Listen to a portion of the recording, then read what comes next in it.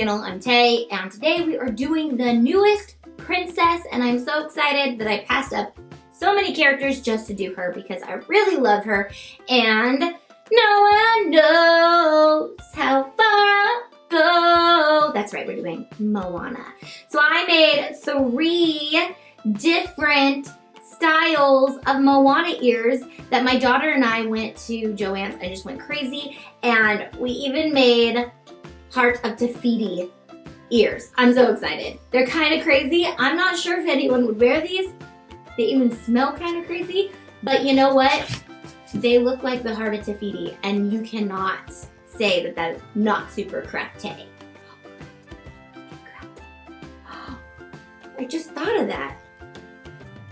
We need to get crafty, guys. It's time to get crafty.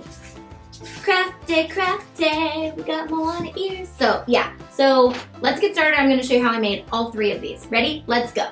Let's get crafty.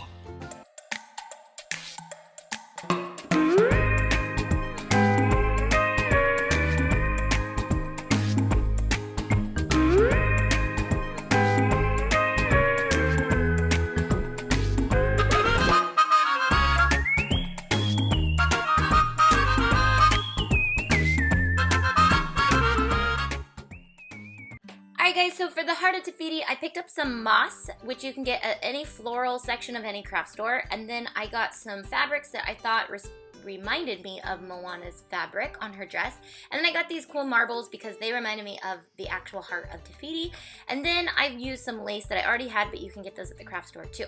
So then we're going to start by cutting out our Mickey ears. You can use my no-sew template that I have, that I'll put a link down below to the no-sew, and then we're going to cut out a 1/4 inch piece of foam, which you can also get at the craft store, in the kids crafting section, and then we're going to cover it with just little pieces of moss. It already comes out in these little pieces, so it's really easy. It's kind of just like a puzzle. You fit them together and then they cover the entire ear. You can trim around the edges to make them more round and just get them nice and fluffy and kind of flat so that they look pretty perfect. And then once you have that already, do the other side. And then for the other ears, I'm gonna just use our no-sew technique where we hot glue around the edges and stick them to our fabric, and then once they are cut off and trimmed nicely, we're gonna shove some fluff in here. For more details on this one, I have my best no-sew Mickey ear tutorial you guys can check out if you guys want to know more specifics on actually how to build these.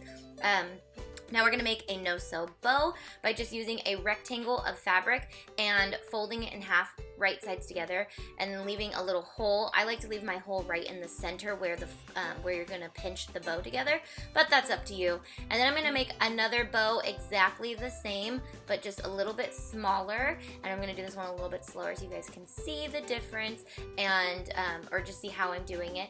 And then once it's really dry, that's when you can flip it out, and then we're going to fan it together from the center. I have some more tutorials on how to do different types of bows. I've got no-sew bows and sewing bows and iron bows and a bunch of different things. So we're just going to use a rubber band for the center because that's my favorite technique that I've learned that I like to do. And then I just get them all exactly how I like them before I put them together with another rubber band.